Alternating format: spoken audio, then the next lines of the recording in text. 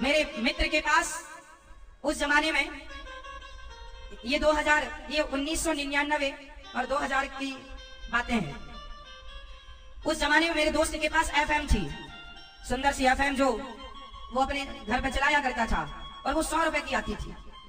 मेरे पास 100 रुपए नहीं थे, तो मैं खेत में जाया करता था चना बीनने के लिए।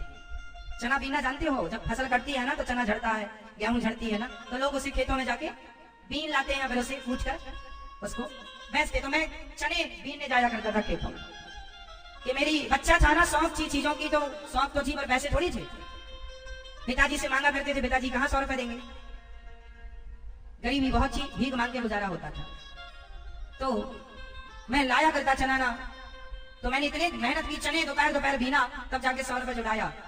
लगभग 2 कुड़े जानते हैं, कुड़े, 2 कुड़े चने किया मैंने, और उससे एफएम खरीदी। बचपन के बच्चे के शौक तो जानते हैं आप लोग, बच्चे थे ना, अक्ल थी नहीं, कुछ शौक थी, पर इच्छाएं होती हैं।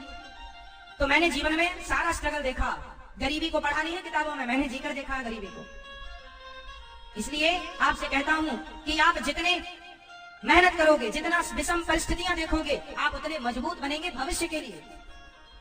इतिहास रचेंगे आप, यदि आपने जीवन में स्ट्रगल किया है तो। मैं आज भी मेहनत करता हूं। मेहनत नहीं करूं तो काम नहीं हो साहब। काम हमेशा करने से होता है, देखने से होता है। यदि आप नहीं देख पाएंगे तो काम नहीं होगा।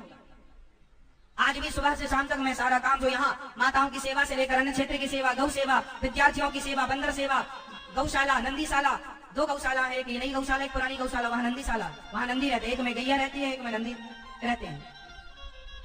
सब चीज देखनी पड़ती है कि गाय, आप कितना भी आज के हमारे देश में आप कितना भी काम सौंप दो, तुम्हें ये करना है, जिसको सौंपा 10 दिन बाद भूल जाएगा कि करना क्या था, उसे चार्ज करना पड़ता, बताना पड़ता।